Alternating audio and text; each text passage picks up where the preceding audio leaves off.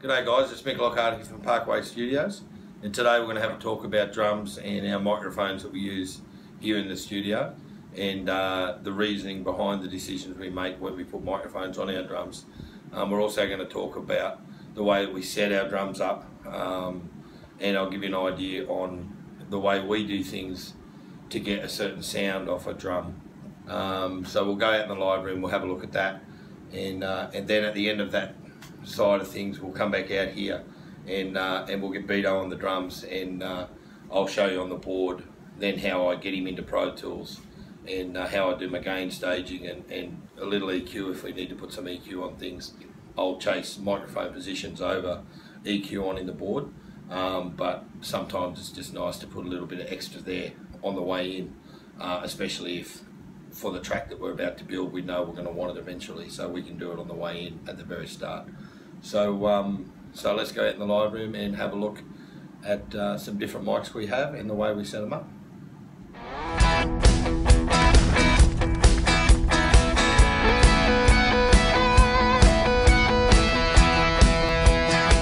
Okay, so we're in the live room now, and we're going to talk kick drums first. So we have a few different microphone options that we have in our kick drum here. We've got three out here today that we can have a look at. Currently our setup is a BeyerDynamic, which is this plate mic, and we basically put this guy inside the kick drum. It's pretty much, you know, all I do really is just throw it in there somewhere around the middle and then go and have a listen. This guy sounds really good inside this Leishman drum anyway. So basically all we do is we go in the hole and reach sort of in the middle, sort of in the center of the drum, and make sure he's sitting there nice like that. Currently the setup for the last record we did, we had a BeyerDynamic M88, which is a dynamic mic. A lot of guys will tell you, you know, there's a lot of different various microphones you can have, but this guy here, for all you sort of real tech heads that know your microphones, the M88s are just magnificent microphones. I got this one second hand off a guy a little while ago at a pretty good price, so it's crazy not to take it. It works on this kick drum with that plate mic really nice. We also have an AKG D112, which is another really sort of standard microphone that you'll see in a lot of studios and out on live stages. These guys basically all go on live stages as well. They're really good kick drum mics. They all do slightly different thing. For the plate mic, in this drum particularly, we get a better blend with the M88. With other drums that come in, the D112 generally goes in, but for the Leishman drum the M88 works really nice. So the way that we do with the M88, because the plate mic gives us a fair bit of kick straight away, I generally sort of start just around this area where I just go inside the skin, and from that I can go right inside the drum if I need to get some more sort of sound off that beater and a little bit more attack, or I can pull it right out, you know, out if I want just a bit more thud, depending on the song, depending on the, you know, everything in here is situational to even a chorus to a verse really. If we're overdubbing and we want a different sound, we'll reset mics. So basically, you know, somewhere around this area is a really good starting point for us. Then we'll go back out in the control room, we'll have a listen to exactly what that's doing. We'll come in and we'll move these mics around a little bit. So a Beta 91A, and which is a Shure plate mic, and a BeyerDynamic M88 is what we have on our kick drum currently. Alright, so now we're going to talk about snare drums. Again, microphone options and decisions in the studio. Some studios have a great array of microphones. Generally, rule of thumb, and it's not the only way, but generally, rule of thumb, you're going to see a Shure SM57 sitting on top of your snare drum, and we do that here on both our snare top and our snare bottom. 57s, they're an honest mic, everyone knows them, we know how to get a sound straight off them, and sometimes microphones just don't need to be confused. For me, it's go what you know, go what you're happy with, and get the best sound you can out of the microphone and the gear you need and the gear you know. So SM57s, they're amazing, a couple of $100, and you got yourself a studio quality snare drum mic. So the way that we set up here on the snare drum in the studio, you have a couple of different options with close miking. Essentially, you know, I try and leave it about an inch off the top of the snare skin, but you know, there's really only a couple of areas that I'm going to be searching for, and then I'll move, you know, a couple of millimeters or even a centimeter to the left or right, back or forward, when I've got my main sort of sound that I want from this snare drum. A couple of key things here is the closer I come into the snare, the more of the snare drum I'm going to get. The higher I come up towards the middle of the drum is essentially where I'm going to get attack from the stick. So essentially they're the only things, and everything in between. You know, you get your basically combination then from attack going into more tone of the drum. So essentially they're really the only decisions we need to make on our snare.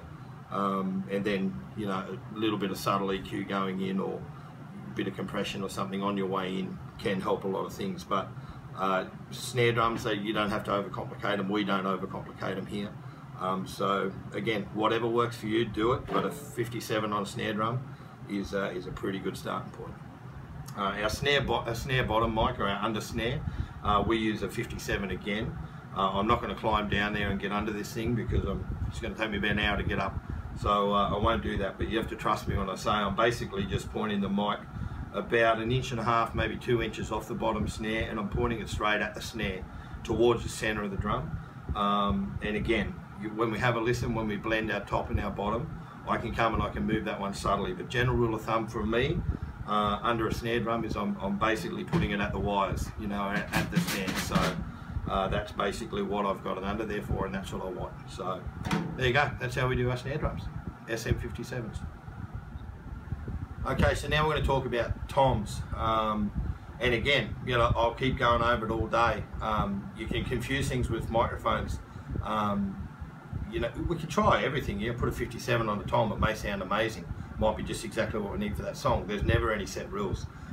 We have the Sennheiser MD421s on all our toms in here, and they also actually back up as really good guitar mics, so it's a bit of a double whammy with these mics. These are a really good all-rounder, and you can do vocals on these microphones here. So the Sennheiser MD421s, excellent microphones, they're great. Put them in a kick drum, put them on a snare drum, put them on your cymbals. You can do nearly everything with these mics. They're a very versatile mic, but they sound lovely on toms. So primarily we bought 4 of these guys for our toms. And if we need more, we know other guys that have more. So, however, so they back up. So again, with the toms, the pretty much the rules are basically the same. So, you know, if we want the nice tone of the drum and we just want the tom sound, again, I'm about 1 inch away from the skin, and I'm sort of up on the shell. You know, if I want the attack from the tom, if I want that drum hit, then I'm going to point this microphone towards the center of this drum, and I'm going to get some stick attack. And again, depending on the song, a ballad, I'm going to probably go for this thing in here. Again, produces sort of vibe there, depending on what drum sound I want, to a more sort of heavier rock song, or a good up-tempo song. I'm probably going to lift it up and get a little bit of attack and a bite out of the drum. So the same rule applies on all of our toms here. The floor tom is probably the only exception to the rule, and generally, as a rule of thumb, I'll actually lift him up nearly always towards the center of the skin. I won't generally have too much of that. You can get a lot of overtones off your floor tom if you're not careful. So general rule of thumb for me is I'll pretty much have this guy facing towards the center of this drum anyway, more so than going towards the shell. So the toms, Sennheiser MD421s, excellent microphones. They're not expensive microphones. Here in Australia, I think you can get them for about $500 each. For me, they're very, very good value for what they actually do in the studio. So yeah, Sennheiser MD421s. Okay, so now we'll talk about hi-hats. Hi-hats, you can get pretty adventurous. You can go under your hat. You can aim this way, you can aim that way, you can come straight down on them. There's a lot of different variances guys will use in studios. We've tried a few different ones. We've come up under the hi-hats. This side. We've sort of been around the closing point of the hat. At the moment, we're basically pointing straight down at the snare. So pick up some of your bell from your hat as well. Microphone options that we have here in the studio for hi-hats. We've got some ribbons microphones. This guy is an OPR84, so it's a replica ribbon microphone. from a company, OPR, very cheap microphones, very good at what they do. That's the guy that we had on our last track, so we left it here. We also have KM84s, and I know a lot of you guys will probably sort of roll your eyes and go, why do we put this thing on when we have an 84? But it just worked for this song. And again, that's essentially how it works, you know. So KM84s are excellent. You know, there's no denying the fact how good those things are, but we chased a certain different thing on these hi-hats for this particular track. So there's no set rules. So just because you've got a good brand microphone doesn't mean you have to use this thing. Try things out. It's all about the sound and what works for that particular song. So an OPR 84, about $250 microphone. Done the job great compared to a, you know, $7,000-8,000 original KM84, a vintage KM84. So we also have the MT55 a Rhode mic, which we've also used on the hats. It's great. We've also put a 57 on the hats. So again, there's no set rules, you know, and I'm definitely not a guy that'll say I must have this microphone on this particular item in the studio because someone told me I have to do that. There is no rules. There's no particular rules on the way you set it up. So, you know, don't get caught with the fact that you have to do this because someone told you that. Try stuff out. That's a cool thing, you know. And I mean, if you own your studio, you have your own home studio, then you have the luxury to sit there and spend an extra 10 or 15 minutes changing mics and changing locations and trying different things. And, you know, it just takes time. And, but yeah, there's no set rules. There's no hard and fast rules. We do what works. And that's, at the end of the day, it's whatever we can do to make the song the best for the artist that we're recording or the client we have in the studio at the time. So, and it's our job to get them the best actual possible thing, and gear and price point means nothing to me. So it's all about exactly what comes to the ears and what the listener hears back. So hi-hats, OPR 84, check out OPR, they're really cool microphones. We'll do another thing on the OPRs later. But this guy was a great little mic. So that's how we set up for the hi-hats on the last particular song.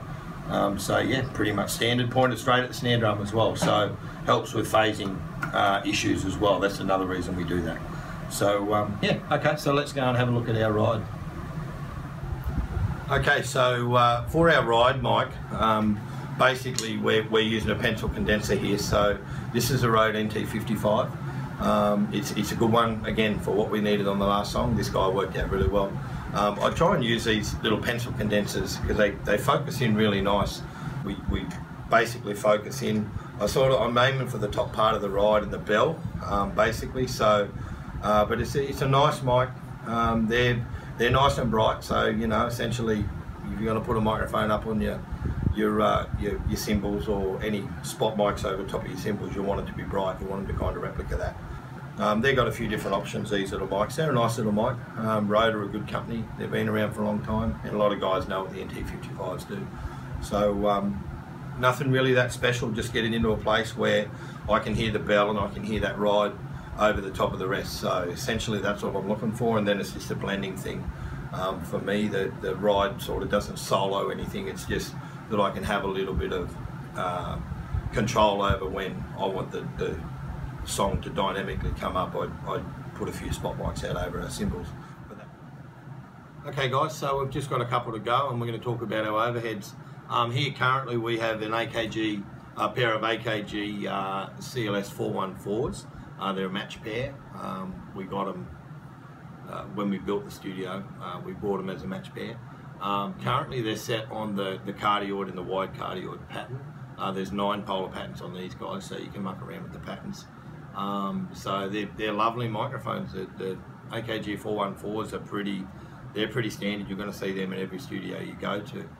They're great on guitars, they're great on acoustic instruments, they're great on vocals, they're excellent on drums, they sound excellent on our overheads. Generally, the way that we try and work our overheads, we try and get a good, really nice stereo image. And again, it changes to the player. But currently we're set up pretty much, I'm trying to find sort of the sweet spot on this snare drum, and you know, a sort of a good area, the combination that grabs me with my tom and my ride and my hi-hat, all is together. And we got up on ladders and we stuck our heads up there and we had a bit of a sweep around and we tried to find our first position for our overhead microphone. That kind of worked out really nice just here with this pattern. Again, we mucked around with the patterns. but that kind of worked as a really nice area that gave me sort of a good 50% of this drum kit. And then with this guy, you can get really technical on this stuff, and you can get up with a tape measure, and you can get ladders out, and you can actually get the perfect triaxle points on your overheads if you want them. We didn't. Again, I think that's overcomplicating things. We just got a step ladder, and we jumped up on the ladders, and we stuck our heads up there and moved around until it actually sounded good with our own ears, you know. But again, you'll read books and guys will tell you that you've got to get up with tape measure and all this, and that's probably correct. That's actually probably a true thing. Again, we just go back to these things that we've got here called ears. But this one here sounded really good, and again, we're trying to capture the floor tom, you know, your second tom, a good combination of your crash, not too much about the ride because we've got a spot on it, but essentially we want to encapsulate the other 50% of the drum with this microphone, and then we go out and we blend them together. You know, sort out our phase issues and all that sort of stuff as well before we start recording, of course. You know, you can run into phase issues with overheads, so you've got to be a little delicate, and I mean, I know that's why the guys come out with the tape measures, because they can eliminate that stuff with the math of it, you know. So, you know, I'm just saying it sounds good here, stick an overhead there, and it sounds good here, stick an overhead there. You've still got to have a little bit of this counter, you still got to work together in the symmetrics of what overheads are actually for.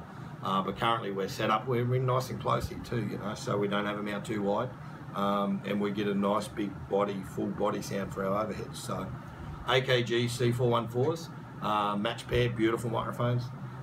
Yeah, check them out. There you go. Okay guys, so this is our last mic in the room that we've got, and or the one that I'm going to show you anyway.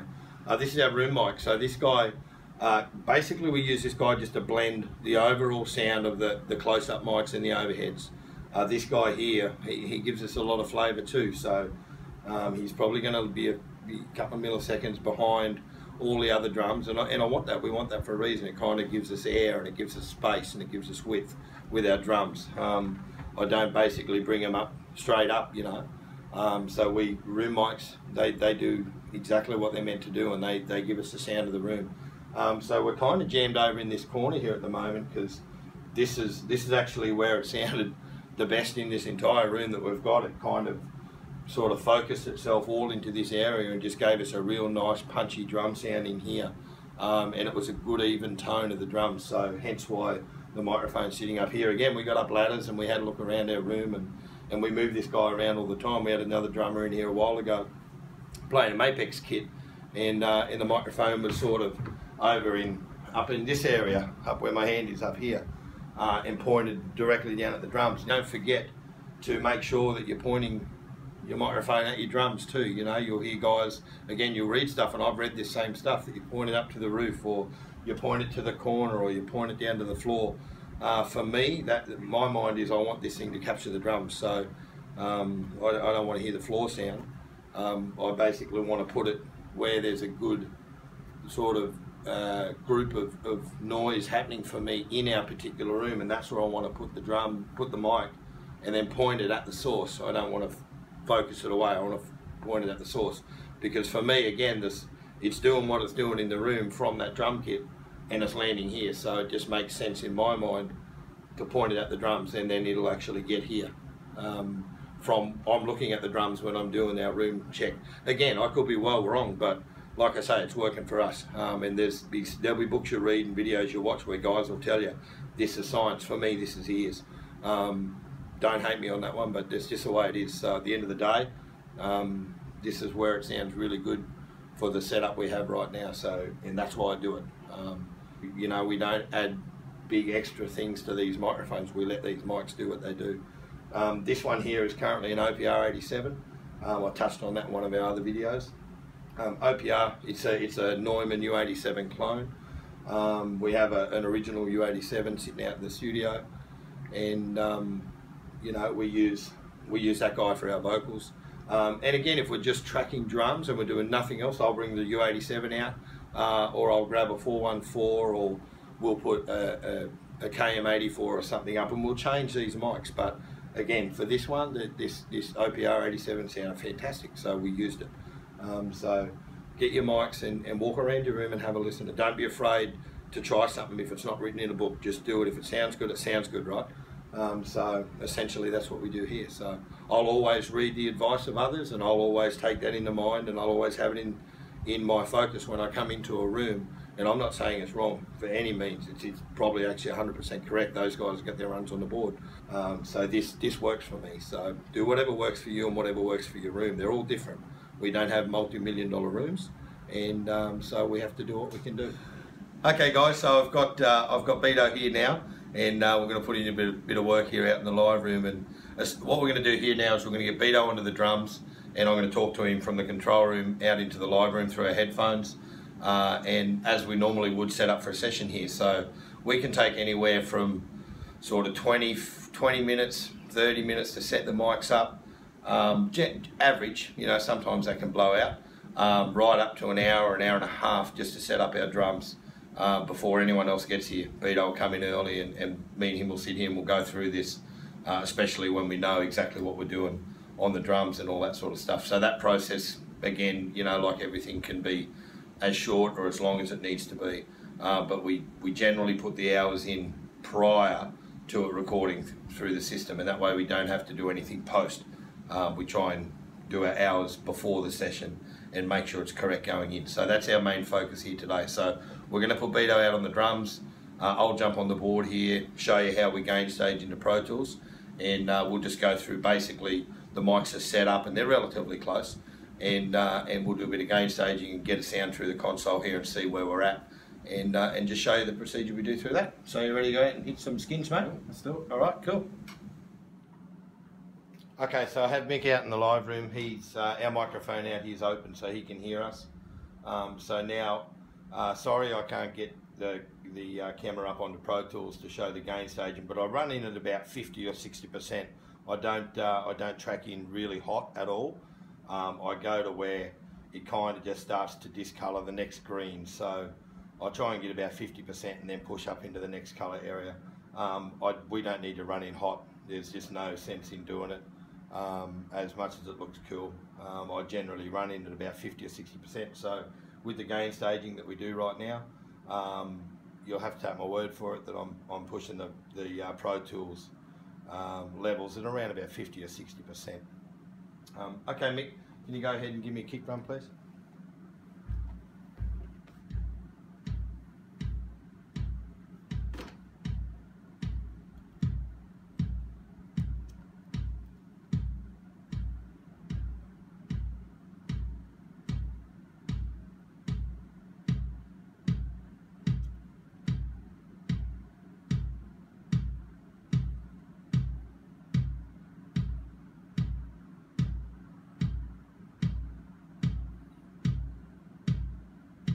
Snare, please.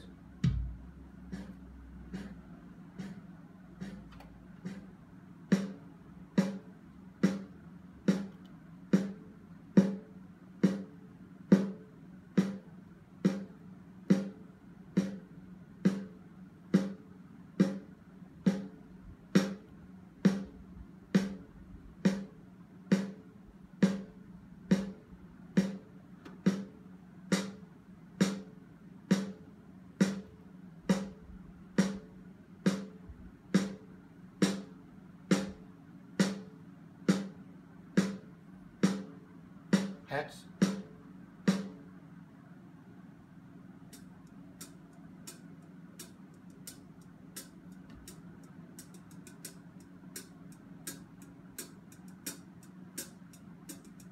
Rack one.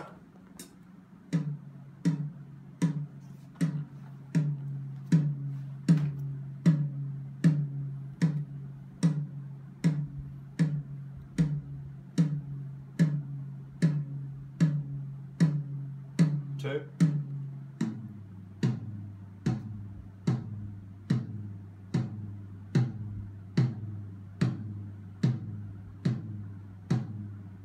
Floor tom.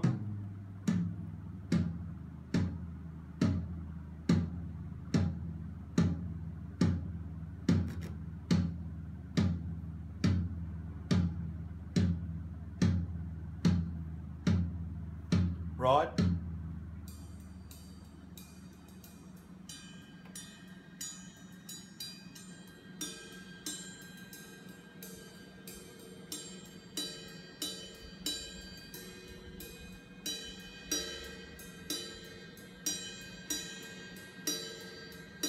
do the overheads, play some time, please.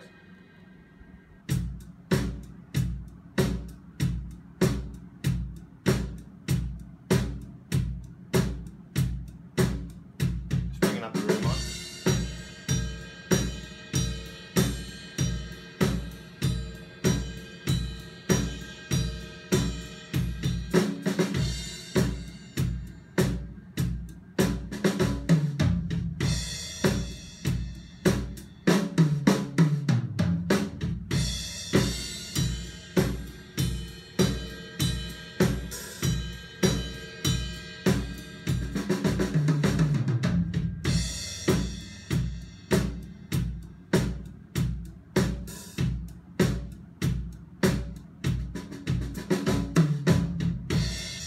Cool. Okay, so what I will do, guys, is I'll now we've got it all routed through the board and we've come through the console. I've done a little bit of EQ there just for the purpose of this here. I'll get Mick to play some time now and you can have a look at the levels we have coming into Pro Tools. So do you just want to play some time, please, Mick?